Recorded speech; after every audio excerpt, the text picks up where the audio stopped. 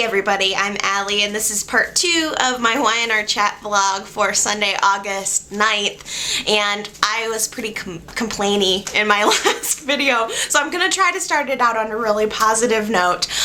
Chance and Chloe are so going to be together, if not soon. It's gonna be soon, you know it's gonna be soon.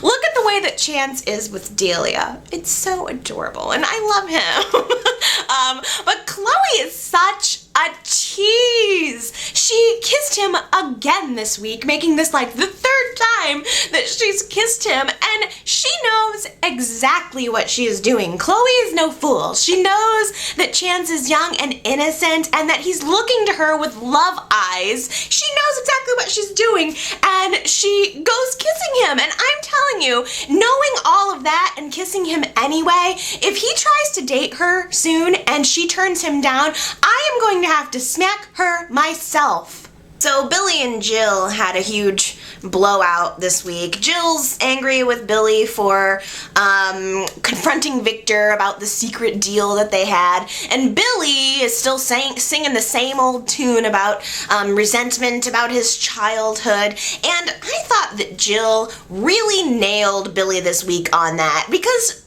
I think she correctly diagnosed the situation in saying that Billy uses his resentment about his childhood to make excuses for his failures. It's true. He throws that in her face all of the time. He throws that in everyone's face. Like, well, I may be a screw up, but it's because I had a horrible childhood. Okay, Billy, it's time that we move past that and start taking some responsibility for our actions. But the same thing really goes for Jill, because later, almost moments later, Jill and Katherine had a similar scene, and they had a really frank conversation about their relationship and the history of their relationship, which is appropriate, I think, given everything else that's going on with the show.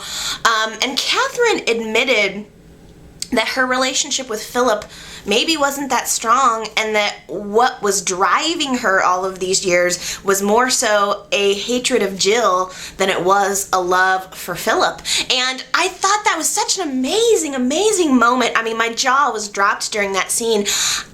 I felt that it was very cleansing. You know, when she was saying it, I thought, oh, how wonderful to finally admit that after all of these years. And then, you know, in the next breath, Jill is devastated, completely devastated by Katherine's honesty.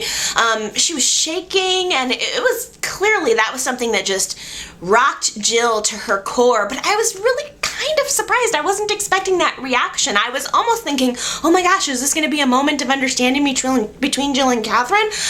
Because I feel like Jill has always known that. She has always known that Katherine and Philip's relationship wasn't that strong, and that Katherine wanted to get back at Jill. It's like an open secret, you know? I think that everybody knew that that was the case, and all Katherine did was say it out loud.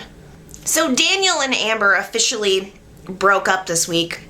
Amber moved out of Daniel's apartment, and Daniel is being so judgmental of her right now, and I can't blame him for being mad at her. She slept with Deacon. Obviously, that was a completely ditzy move, and there were so many better ways that she could have gone about getting the information to get Daniel out of jail. I get why Daniel's mad, but he seems to forget that if he hadn't accepted the deal to forge that fake Taroni behind Amber's back in the first place, that they wouldn't even be in the position that they're in now. So I get where he's coming from, but guess what, Daniel? You played a part in creating this mess too.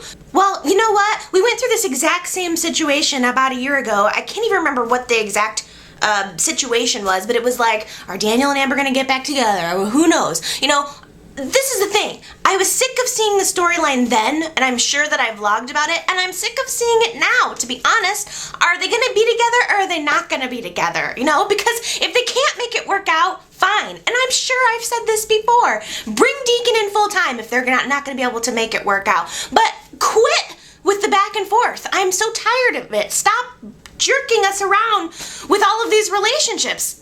Honestly, I wish that we would just focus on Amber's career a little bit more, because I think that she's been such a one-dimensional character lately. Like, they haven't let her, do anything interesting. She's just constantly crying over Daniel. That's all she does, is cry and make crazy decisions. And I think that there's so much more that, we could do for her. She has the potential to be way smarter and way more talented than she's being portrayed right now. And I think she just needs something else to do. So, she had a great scene with Lauren this week. Team Amber and Lauren up. Let's get some more scenes with them. I want more Lauren on the show. Let's have them go on some crazy fabulous fashion adventure or something. Like, everything doesn't have to be about relationships that don't work out. So, bring Lauren back on the show. We need more of her, and have her do something fun and fashiony. Bring back Fenmore's. Let's see more of the boutique. Do something else besides this constant back and forth between Amber and Daniel and everyone else.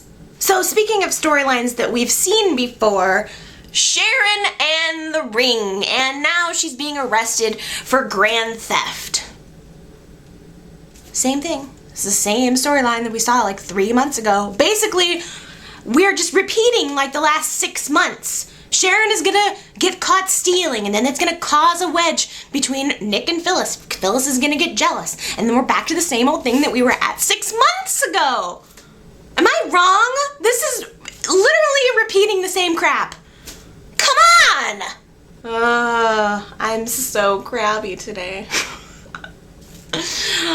Well, you can't be happy-go-lucky all of the time, I guess.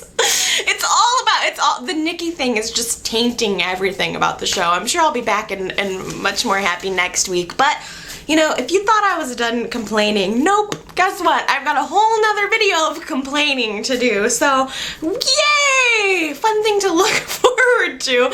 Really can't wait to read your comments on this. So definitely leave me a comment and come back and see the next video, part 3.